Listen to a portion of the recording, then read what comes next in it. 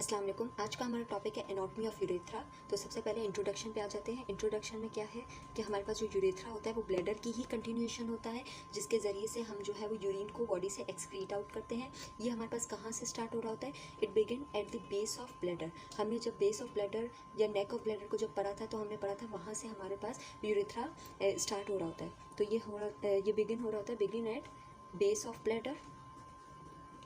Base of bladder से start होके and कहाँ हो रहा होता है? ये एंड हो रहा होता है and in external urethral orifice. ठीक है, एक्सटर्नल यूरिथ्रल ऑरिफिस तक एक्सटेंड करके फिर ये हमारे पास जो है वो यूरिन को बॉडी से एक्सक्रीट आउट कर देता है। तो हमारे पास मेल और फीमेल्स में कुछ डिफरेंस, यूरिथ्रा में कुछ डिफरेंस होता है। फीमेल में जो यूरिथ्रा होता है वो बहुत शॉर्ट होता है, अराउंड 4 सेंटीमीटर होता है। और इसके अलावा हमने पढ़ा है कि जो मेल में होता है वो लॉन्ग होता है, जो कि अराउंड 20 सेंटीमीटर होता है, 2 दफ़ा बेंड होता है। ठीक है, इसके अलावा जो यहाँ पे मेल में जो ग्लैंड्स प्रेजेंट होते हैं दैट आर प्रोस्टेट ग्लैंड, जबकि फीमेल में जो ग्लैंड्स प्रेजेंट होते हैं दैट आर स्किनी ग्लैंड्स, जिसको हम पैरा यूरिथ्रल म्यूकस ग्लैंड भी कहते हैं। हमने जब ब्लैडर को डिस्कस किया था तब हमने ये भी डिस्कस किया था कि जो हमारे पास फीमेल का जो हमारे पास जो रूट होता है ब्लैडर का वो anterior to the vaginal opening होता है। ठीक है, अब हम फीमेल का जो है वो थोड़ी सी डायग्राम के ज़रिए देख लेते हैं। ठीक है, यहाँ पे हमारा आपको फीमेल ब्लैडर दिख रहा होगा। ये जो हमारे पास यूरेथ्रा होता है ये फीमेल का यूरेथ्रा है, जबकि आप मेल का यूरेथ्रा देख सकते हैं कि मेल के यूरेथ्रा और फीमेल के यूरेथ्रा की लेंथ में बहुत डिफरेंस होता है। अब ये जो फीमेल का यूरेथ्रा है ये हमारे पास जो है वो डीप पेरिनियल पाउच से पास होता हुआ हमारे पास वेस्टिब्यूल में ओपन होता है और किसके बीच में लाई कर रहा होता है? हमारे पास लैबिया माइनोरा के बीच में लाई कर रहा होता है।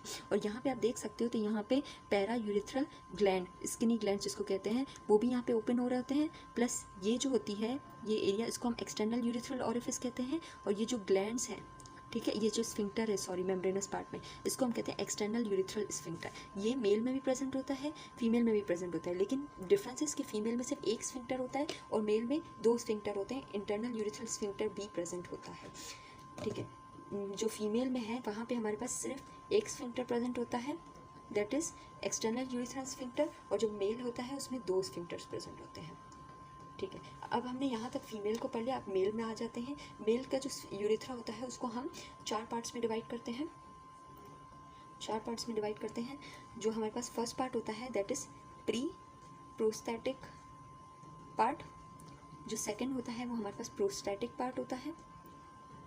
जो थर्ड होता है वो हमारे पास होता है मेम्ब्रेनस पार्ट। और जो फोर्थ होता है वो हमारे पास होता है स्पॉन्जी पार्ट्स। फिर स्पॉन्जी पार्ट्स अगेन हमारे पास 2 में डिवाइड होता है। फर्स्ट इज हमारे पास bulbar urethral component,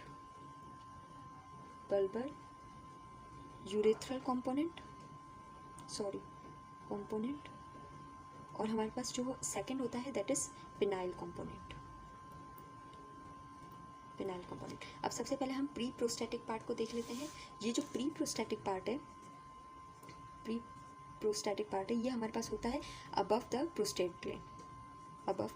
prostate gland. हमें पता है कि मेल में जो है वो जब हमारे पास नेक ऑफ ब्लैडर या फिर हमारे पास जो बेस ऑफ ब्लैडर है वो एंड हो रहा होता है, वहाँ से हमारे पास प्रोस्टेट ग्लैंड स्टार्ट हो रहा होता है। तो ये हमारे पास प्रोस्टेट ग्लैंड के अबव प्रेजेंट होता है। कहाँ से कहाँ तक एक्सटेंड कर रहा होता है? नेक ऑफ ब्लैडर से लेके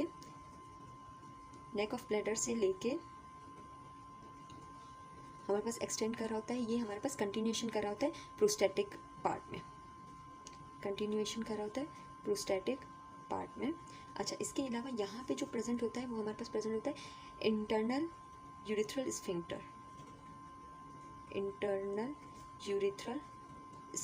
जब हम ट्राइगोन के एपिक्स को डिस्कस कर रहे थे तब मैंने आपको बताया था वहाँ पे इंटरनल यूरिथ्रल ऑरिफिस प्रेजेंट होता है।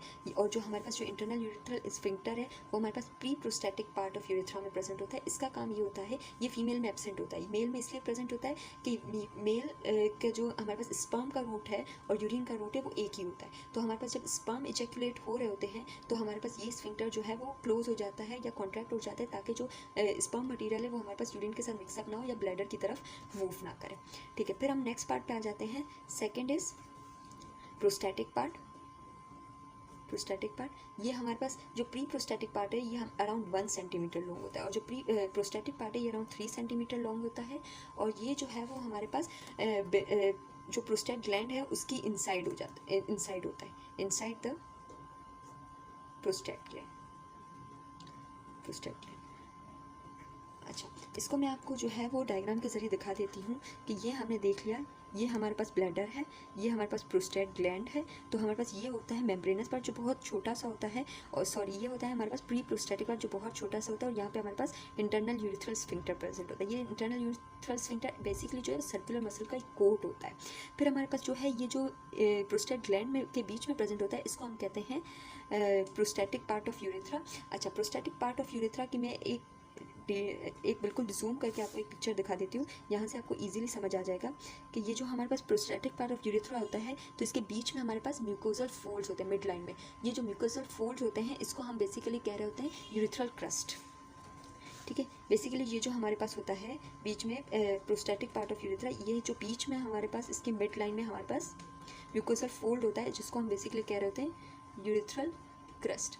अब ये जो यूरिथ्रल क्रस्ट है, इसके जो यहाँ पे साइड में होते हैं, ईच साइड हमारे पास एक डिप्रेशन आ जाती है, जिसको हम बेसिकली कह रहे होते हैं प्रोस्टेटिक साइनसिस, प्रोस्टेटिक साइनसिस।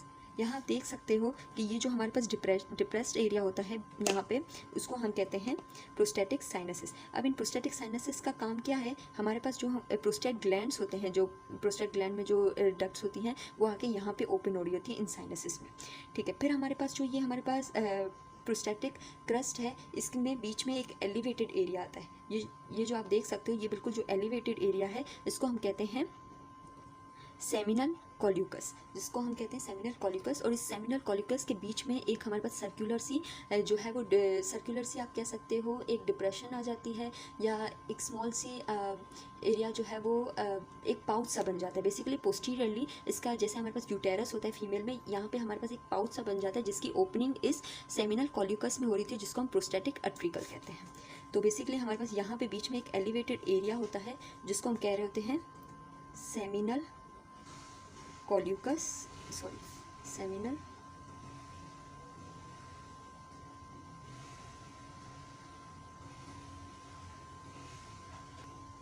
ठीक है, ये होता है सेमिनल कॉलिक्यूलस। ठीक है, इस सेमिनल कॉलिक्यूलस के बीच में हमारे पास एक जो है वो एक पाउच, अगर आप इसको सजाइटल सेक्शन में देखोगे तो एक पाउच सा होता है पीछे पोस्टीरियरली, जो आगे यहाँ पे ओपन हो रहा होता है, जिसको हम बेसिकली कह रहे होते हैं प्रोस्टेटिक अट्रिकल, प्रोस्टेटिक अट्रिकल। और इसी प्रोस्टेटिक एट्रिकल के साइड में हमारे पास जो है दो ओपनिंग्स होती हैं, that are basically the ejaculatory ducts जो होती हैं वो ओपन हो रही होती हैं।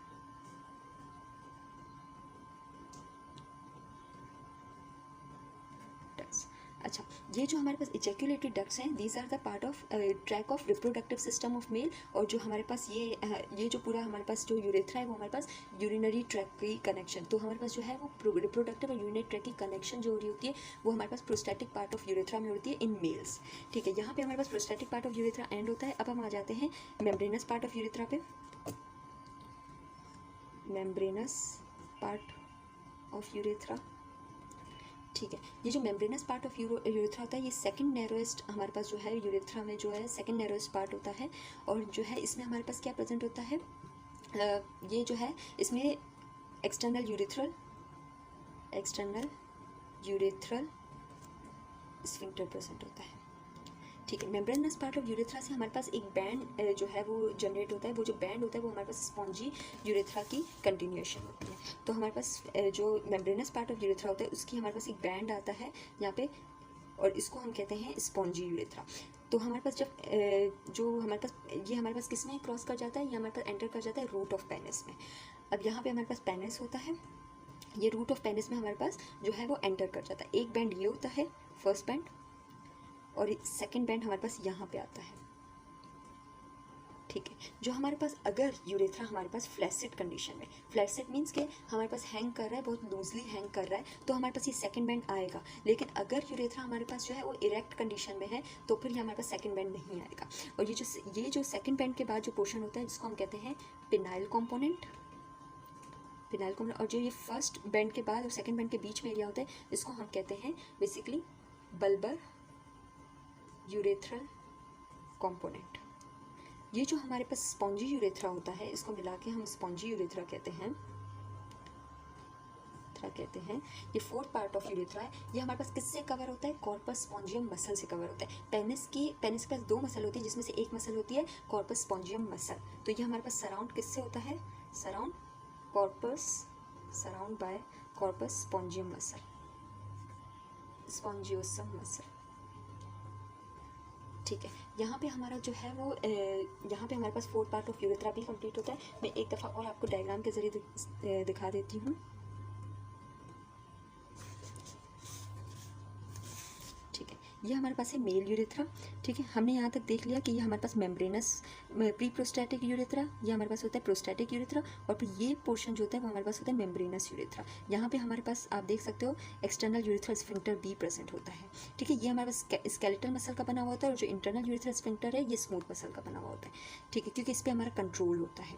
फिर हमारे पास ये एक बैंड आता है। ठीक है, ये जो फर्स्ट बैंड आता है इसको हम कहते हैं, इस पूरे को हम कहते हैं स्पॉन्जी पार्ट ऑफ यूरेथ्रा। तो ये जो एरिया होता है इसको हम कहते हैं बल्बर यूरेथ्रल कंपोनेंट, और इसको हम कहते हैं पेनाइल कंपोनेंट। ये थोड़ा सा वाइड एरिया होता है, ये नैरो होता है, और ये जो नैरो होता है वो आगे जाके टर्मिनेशन के पॉइंट पे थोड़ा सा जो है वो डायलेट हो जाता है, जिसको हम कहते हैं नेविकुलर फोसा। ठीक है, अब यहाँ पे आप देख सकते हो कि यहाँ पे जो ये बल्बर जो होता है, बल्बर यूरेथ्रल कंपोनेंट, वहाँ पे हमारे पास एक ग्लैंड होता है, वो भी ओपन हो रहा होता है। यहाँ पे बल्बो यूरेथ्रल ग्लैंड ओपन हो रहा होता है। ठीक है, एक बैंड हमारा यहाँ आता है, सेकंड बैंड हमारा यहाँ आता है, अगर कि हमारा पेनिस जो है वो फ्लैसिड कंडीशन में है। ठीक है, अब हमने देख लिया कि यहाँ पे जो एडिशनल पॉइंट है कि ये हमारे पास जो बल्बर यूरेथ्रल कंपोनेंट है ये हमारे पास वाइड एरिया होता है, जबकि हमारे पास जो पेनाइल कंपोनेंट है ये नैरो होता है। लेकिन जो पेनाइल कंपोनेंट है ये टर्मिनेशन के वक्त जो है वो टर्मिनेशन वाले एरिया तक जाके थोड़ा सा डायलेट हो जाता है, जिसको हम बेसिकली कहते हैं नेविकुलर फोसा। ठीक है, यहाँ तक हमने यूरेथ्रा की एनाटॉमी को कंप्लीट किया। अब थोड़ी सी इसकी ब्लड सप्लाई, लिम्फेटिक ड्रेनेज और नर्व सप्लाई को देख लेते हैं। तो हमारे पास जो ब्लड सप्लाई होती है फीमेल्स में हमारे पास जो है वो वजाइनल और वेसिकुलर आर्टरीज होती हैं, वेसिकल आर्टरीज होती हैं। जबकि हमारे पास जो मेल है वहाँ हमारे पास यूरेथ्रल आर्टरी और पेनाइल आर्टरीज भी जो है वो सप्लाई कर रही होती है।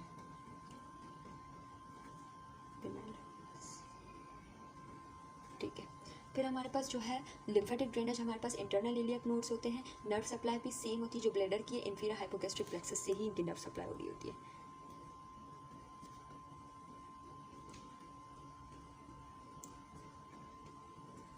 हमारे पास इंटरनल इलियक नोड्स, और जो हमारे पास नर्व सप्लाई होती है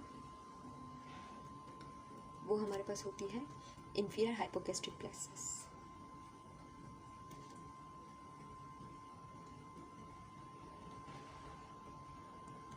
यहाँ हमारी यूरेथ्रा की एनाटॉमी कंप्लीट हुई। Thank you so much.